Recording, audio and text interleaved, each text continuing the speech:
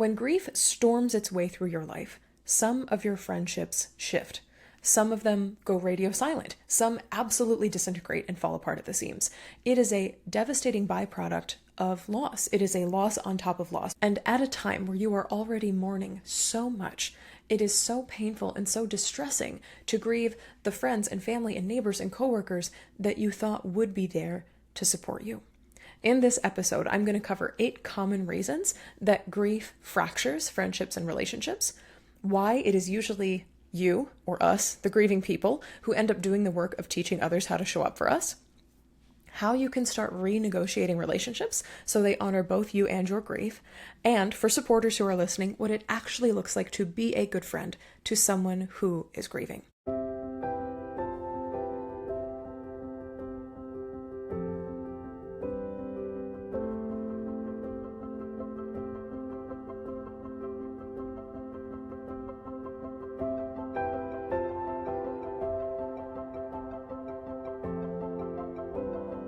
Hi there, grief growers. I am so delighted to be here with you as always. If you've been growing alongside me in my work for a while, welcome back. And if you are new to me and my work, hello.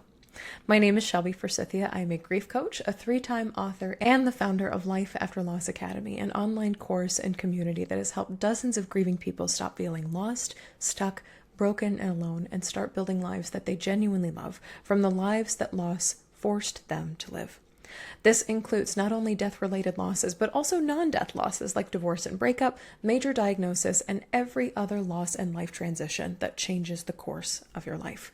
Here on Grief Grower, we believe that grief is not something we get over. It is something that we grow with and alongside, and that when we stop treating grief like a problem to be solved and start treating it like an invitation to live more deeply, we create meaningful lives that are rich with the memories we carry, the struggles that we faced, and the precious awareness of what it is to be right here and right now.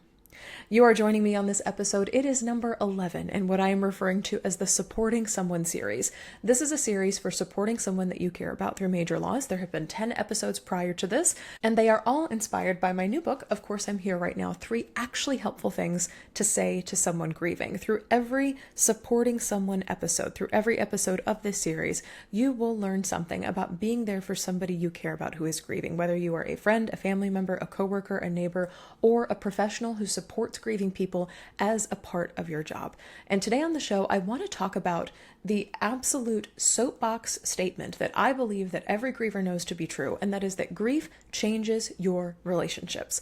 I'm going to be taking you through 8 reasons why friendships and relationships often fall apart after loss. The language that I'm going to be using in this episode is more geared towards grievers. So like, here's the 8 reasons your friendships might be falling apart. But if you are a supporter, you will find this episode helpful as well. You may be able to pinpoint like, here's why I may be hesitant about supporting my grieving friend.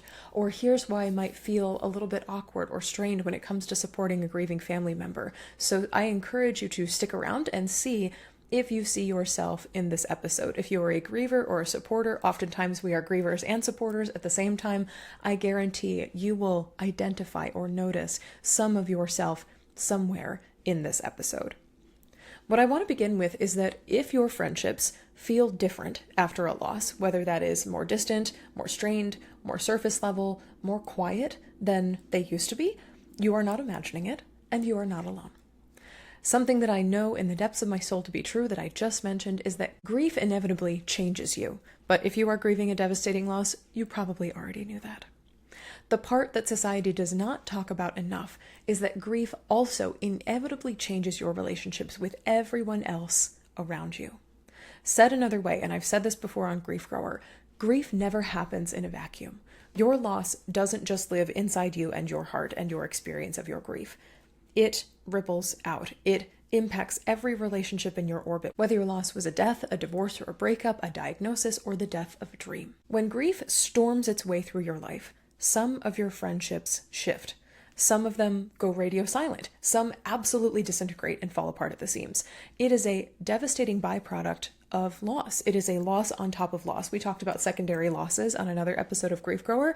The loss of friendships and relationships, or the changing of friendships and relationships after a devastating loss, is a secondary loss, maybe the number 1 secondary loss that grievers grieve on top of or in addition to what I would call like the primary loss, or like the big one, the one that society names. And at a time where you are already mourning so much, it is so painful and so distressing to grieve the friends and family and neighbors and coworkers that you thought would be there to support you. In this episode, I'm going to cover 8 common reasons that grief fractures friendships and relationships, why it is usually you or us, the grieving people, who end up doing the work of teaching others how to show up for us, how you can start renegotiating relationships so they honor both you and your grief, and for supporters who are listening, what it actually looks like to be a good friend to someone who is grieving. So let's get into why friendships and relationships fracture after a loss and what we can do about it. The thing I want to say one more time before we get into the 8 reasons is that grief doesn't just change you, it changes your relationships. Again, loss is not limited to the person, the relationship, the thing, the dream that you lost. Loss reorganizes how you see the world, how much you can tolerate, how much energy you have, and what you need from the people around you. And your friends and family are not exempt from this devastating, griefy reorganization of your life. Whether they're grieving the same person as you, so maybe you all lost a family member that you have in common, or whether they have never experienced a loss before, it can feel like the closeness or the ease of your friendship or relationship before loss has been turned upside down. Many grievers describe feeling like grief has moved their game piece like clear across the board from the people they care about. So they're way over here and their friends and family members are way over here.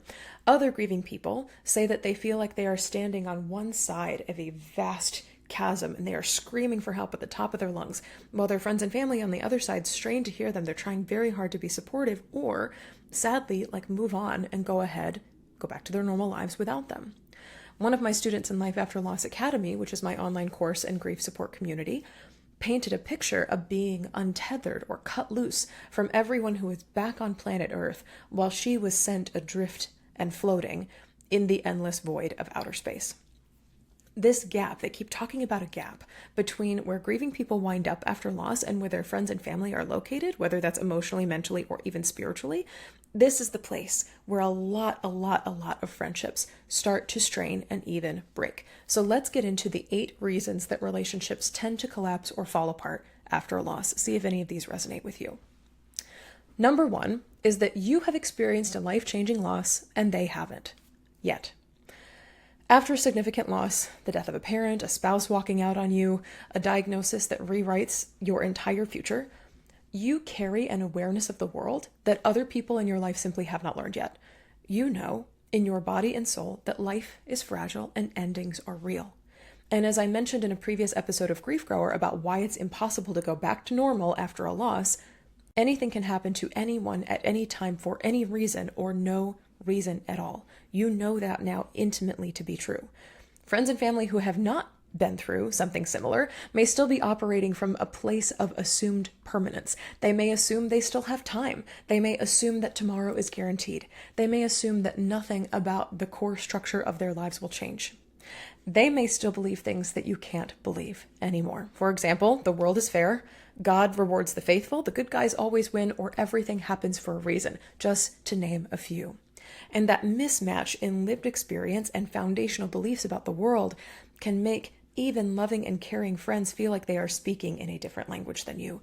Even if you are brave enough or courageous enough or extroverted enough to openly share about how grief has changed your view of the world, the people around you may accuse you of talking crazy or not having faith or being morbid or giving into cynicism or despair. And this is the perfect recipe for fractured relationships. It is literally you and the other person no longer seeing eye to eye. Number 2 is that your friends say hurtful things or they disappear because they don't know what to say. This is so much of the entire basis of my book, Of Course I'm Here Right Now, is about the words that we use to support and comfort each other in grief. And some people say really garbage things. Some friends and family will reach for platitudes and cliches like time heals all, or what doesn't kill you makes you stronger, or God needed another angel. Other people in your life express covert or overt judgment through phrases or words like, aren't you over it yet? Or it's been a year, I think you need to see someone to help you move on. Still other people will try to fix you with the latest, greatest self-help workshop, or assume they know exactly how you feel, or try to keep you busy and distracted or out of the house, or ask awful and invasive questions about you and your loss. How did they die? How long has it been? Are you going to try for kids again? Most often, though, friends and family and the people around us do something that most of my grieving clients and students say is the worst offense of all. They go silent. They stop texting and calling. They quit inviting you to spend time together. They avoid mentioning your loss altogether, often out of fear. Fear of saying the wrong thing, fear of making you cry or making your grief worse, or fear of bringing up a subject that they do not have the emotional capacity to sit with. All of these garbage responses, from cliches to silence, there's a big spectrum there, they come from the same root cause. And that is, most people are never taught how to support someone who is grieving. So your friends, family members, coworkers, neighbors, they are all fumbling their way through it or just avoiding it entirely. They are like putting that over there and not dealing with it at all. And this leaves you, the grieving person, feeling dismissed and abandoned in one of the most difficult seasons of your life. And that is truly heartbreaking. Number 3 is they expect you to be the person that you used to be. As I said already, you are not who you were before your loss. Loss inevitably alters you. This does not mean that you are broken or weak. It means that you have been changed by something enormous. But plenty of people in your life will keep reaching for or trying to access the version of you that existed before, whether that is the easygoing friend or the life of the party sibling or the reliable coworker. So when you do not slot back into that role, it creates tension or distance or unspoken disappointment on both sides of the relationship. I'll give you an example. After my mom died, my college girlfriend broke up with me in part because I was too sad. She could not handle the despair and heaviness that accompanied my grief and did not know how to cope with me not being my former sunny, optimistic self. I felt her sort of emotionally trying to pull me to that place or trying to understand like why I was not that person anymore. And when I couldn't be that, that was one huge reason why we ended our relationship. A student inside my online community, Life After Loss Academy, was emotionally pushed out of her church after her daughter died by suicide. Her congregation told her that her grief was too much and that she needed to take her feelings somewhere else. Another student that I worked with in Life After Loss Academy named Julia shared that her workplace expected her to show up with like business as usual while managing a declining parent's increasing care needs in a nursing home. They were dying in a nursing home during COVID lockdowns. She left that job shortly afterwards and found work somewhere that was more willing to be flexible around her grief's emotional and logistical needs.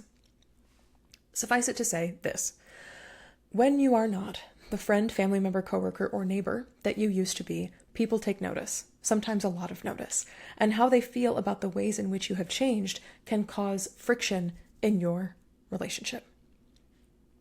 Here's number 4. Society runs on an invisible grief clock. So in my 3rd book, Of Course I'm Here Right Now, 3 actually helpful things to say to someone grieving, I write about a concept called the hidden grief clock, and this is the unspoken timeline that society holds grieving people to. This could be 6 weeks, this could be a year, whatever the socially acceptable window is for still being affected by your loss.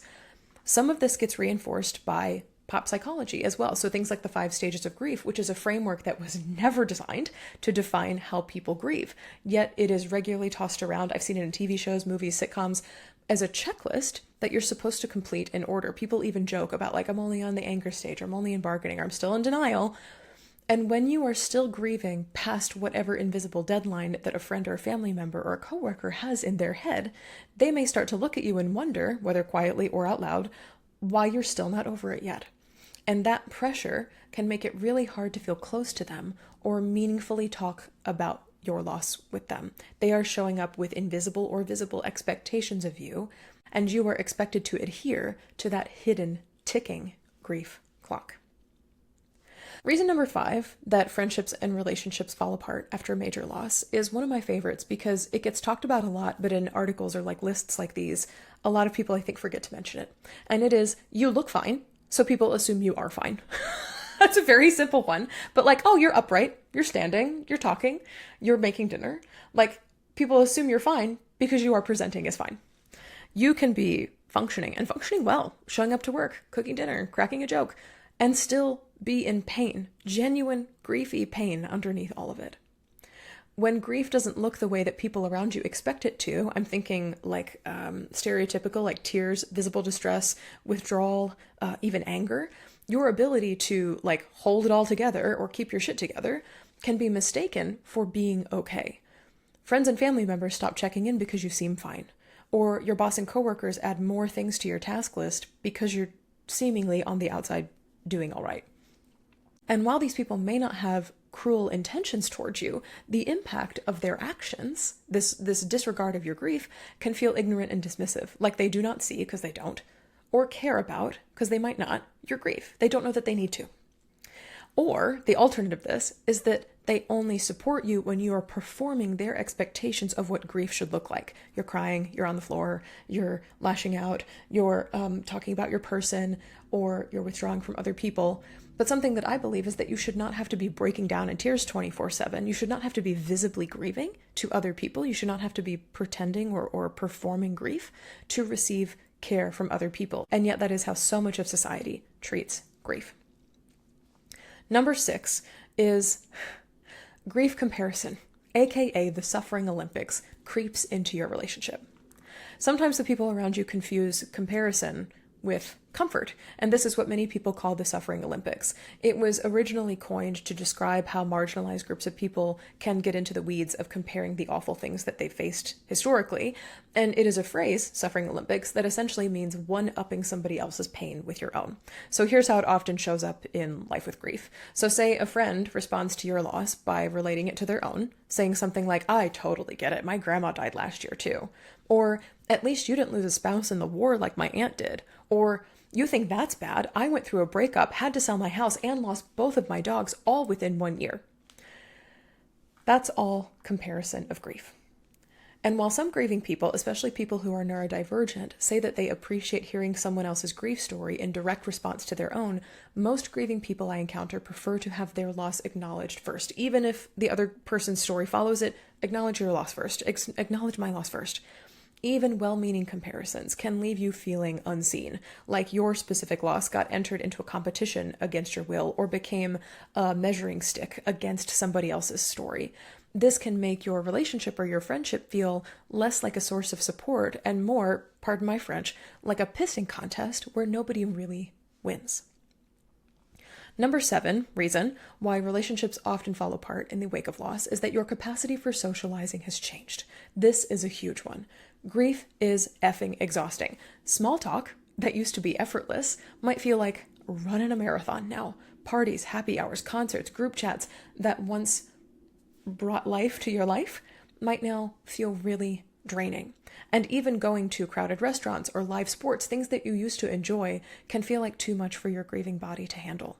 This is not you suddenly becoming antisocial. It is your nervous system conserving energy for the much bigger and constant task of grieving. But people who do not understand that shift will take your reduced capacity for socializing personally. I remember very strongly a student from Life After Loss Academy who dreaded going to her company's holiday party after her son died. She did not have the energy to work the room for hours and make small talk with her coworkers like she used to. And during one of our weekly coaching sessions, I suggested that she make a new grief honoring rule where she goes to the party, but only for 10 minutes. And she reported a few weeks later that she was able to stay at the party for 15 minutes and felt proud of herself for making the effort, especially during an emotionally difficult season. The holidays are often so hard for people who are grieving. While this was a success for her, I know for sure that there are so many other friends, family, and coworkers of grievers who struggle to cope with or understand their grieving person's new reduced capacity for what my wife calls peopling. And when your ability to be social is reduced, it understandably has an impact on your social life. Last one here, number 8, and this is not going to apply to everybody, but maybe it applies to you. And that is that shared loss does not equal shared grief. This is me talking about people who've experienced the loss of the same person or experiencing the same loss event. So for instance, a parent's death or a corporate layoff or a shared diagnosis in the family. But no two people grieve the same. And oftentimes, two people, even if they have lost the same person or have gone through the same experience, they grieve completely differently. So for instance, a family member might find meaning or silver linings related to the loss faster than you are emotionally able to. You might want to talk about it constantly, while a friend who also went through the same thing never wants to talk about it again. A coworker who also faced the same loss might choose to join a therapeutic walking group that meets and walks together on the weekends, while you would rather listen to a grief podcast alone on your commute. When these differences in grieving styles and preferences go unspoken, it is super easy for one person in the relationship to expect the other to grieve on the same timeline, in the same way, with the same conclusions or outcomes. And this can lead to a dynamic where you are always letting them down or they are always letting you down. And disappointment and resentment do not a healthy relationship make. Okay, so now we've covered the 8 reasons that relationships often fracture, collapse, fall apart after a devastating loss. Now I want to get to why it is usually you, the grieving person, who has to teach others how to support you. It is for this reason. Most supporters do not lean in and ask you what you need first. This is for a ton of reasons, including a whole bunch that I just mentioned. So not knowing what to say, fear of making you feel worse, falling prey to the grief clock, consciously or unconsciously comparing losses, and equating you looking fine with you being fine. There is also the familiar but very, very unhelpful phrase, "let me know if you need anything," which disguises itself as support, but isn't actually supportive, because this phrase puts the burden of thinking of a task onto you, the griever, and leaves your friend or family member available for anything, which is not a true or fair reflection of their time or skills or their willingness to help. In addition to our individual relationship dynamics, and this is something kind of zooming out from the picture of your individual grief, we live in a capitalistic, patriarchal, and ableist society that prioritizes, that values, that celebrates progress, strength, success, and constant productivity over paying attention to those who are struggling or anyone who needs extra care. And at least in the United States and other Eurocentric cultures, we are not socialized. We literally are not raised or educated to pause and notice the suffering in the room with us. So it makes sense then that our workplaces, that our religious institutions, that our friend groups, and even our families do not operate with that option as their first default response either. The bottom line is, whatever their reasoning, most of your friends, family, or coworkers will not initiate a conversation about supporting you through grief. They will wait for you to bring it up, for you to explain it, for you to correct them, for you to give them resources, or for you to set a necessary boundary. This results in that the person with the least capacity, aka you, the griever, often ends up doing the most relationship labor, naming what hurts, asking for what you need, sharing educational articles and tools, and teaching the people around you how to show up for you after a loss. That is very real and very hard labor, and it is not fair that it falls on grievers by default. And yet, that is the world that we live in right now. Here is how to start to make things different, how to start renegotiating your relationships after loss. Inside Life After Loss Academy, the established module, the 4th one, in my grief method, GRIEF, ground, release, integrate, establish, and foster. So this is the 4th one. This is where we practice what I call doing grief with others, because again, grief never happens in a vacuum. This is where I give you the scripts, the structure, and the support to do grief with others instead of trying to guess at how to scaffold or support your relationships after a major loss. In the course and community, through a series of on-demand video lessons and journaling prompts, I will help you get clear on 1. Who is and is not a safe person to share your grief with. 2. Which painful behaviors or words feel the most hurtful to you after loss? Not just all these things hurt and here's why and blah, blah, blah, but like what are the exact behaviors that you really want to stop in your relationship? 3, what you actually need from the people in your life, what would actually feel helpful to you, because it's different for every grieving person. 4, how to craft kind but firm boundary scripts to ask for what you need. 5, what to do when someone shows you that they cannot honor your grief, and how to grieve the friends and family who fall away, or the relationships that break and fracture, or the jobs that you end up needing to leave. 6, how to strengthen already supportive relationships so they become stronger and more supportive. And lastly, how to make new friends as a griever when you are ready to do so. This is my absolute favorite module to teach inside of Life After Loss Academy, because it is where you and every other griever inside the community stop feeling like you have to cover up or put away your grief in order to have good and healthy relationships with the people around you. In the established module, you learn to create sturdy and vulnerable friendships that honor both you and your grief. And that, in my opinion, is what you deserve, no matter who or what you are grieving or how long it has been since your loss occurred. Here's the part of the episode that's for supporters. If you are supporting someone who is grieving, here's what I want you to take away. Here's how to show up. If you are listening to this as someone who cares about a grieving person, a friend, a family member, a coworker, a neighbor, a professional who supports grievers as a part of your job, here is the short version of how to be the person who sticks around. Start the conversation first. Do not wait for them to bring it up. Say out loud that you know that things are different now and that you are sticking around as they figure out life after loss. Here are 3 easy scripts to do that. I bet grief has changed a lot for you lately. I'm here for you. Of course, this loss has made insert thing here. Work, concerts, romance, different. And 3, I'm open to talking about how our relationship needs to expand to make room for grief. That's all you need to say to support someone who's grieving, to start the conversation, to changing your friendship to support grief. Here are other ways to help that are crowdsourced from Grievers inside Life After Loss Academy and across all of my social media platforms, plus a few that are featured in my books. You could say, I don't know what to say, but I'm here, instead of disappearing. You could send a thinking of you text or a photo on major grief days, holidays, whenever the grieving person crosses your mind. You could offer a phone call or one-on-one time if group chats or large get-togethers are hella overwhelming. You could make a menu of your gifts so that your griever can choose the type of help they need from a list of what you are actually able and willing to do.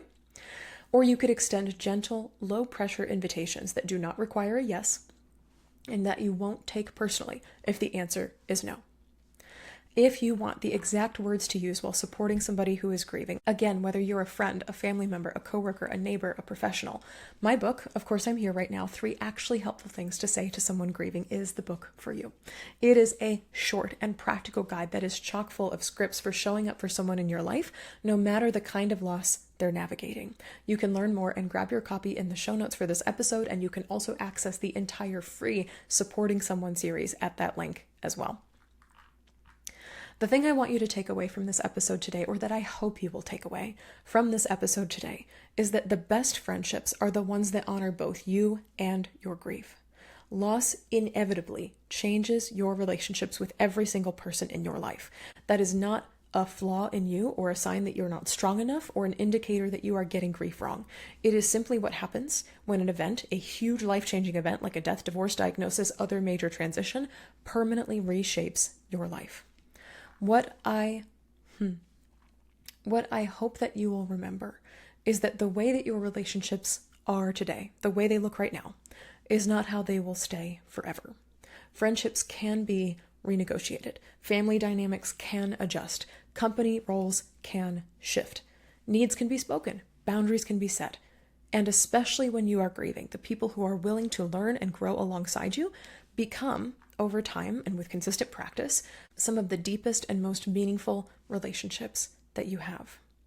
If you are ready to stop trying to figure out friendships and relationships after a loss on your own and start building relationships and friendships that actually honor your grief, I invite you to join me inside Life After Loss Academy, where inside the Established module, I will walk you through exactly how to do that step by step, and you will get customized coaching from me for your unique losses. We can build scripts together, we can talk about boundaries together, and we can talk about how to grieve the friends, family members, coworkers that maybe don't know how to show up for your grief, in addition to figuring out how would you like, if and when you're ready, to explore making new friends after a devastating loss. If you are not sure if Life After Loss Academy is right for you, you can take my free 1-minute quiz to find out, and you can also find a link to do that in the show notes. Griever or supporter, I am sending you so much care and compassion as you figure out where the hell grief belongs in your friendships. I guarantee you it is already there. Your invitation, your doorway, your mission, your project, however you choose to frame it, is figuring out how to hold and honor it. I'll see you next time.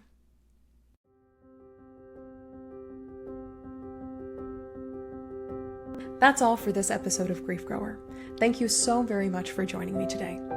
If you're looking for grief support beyond this show, you can find free workshops, blog articles, and my new book, Of Course I'm Here Right Now, 3 actually helpful things to say to someone grieving, at shelbyforsythia.com/links.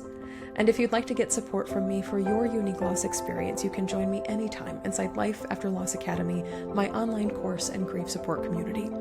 As a student, I will walk you through my 5-step grief framework, GRIEF, for rebuilding after any kind of loss, and you can get live coaching from me every week to answer your questions.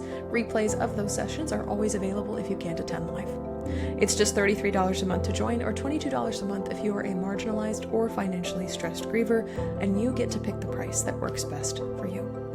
If this podcast felt validating, comforting, educational, or otherwise helpful to you in your grief, please subscribe and leave a review. And be sure to share Grief Grower with a friend, because you never know what someone you love is going through.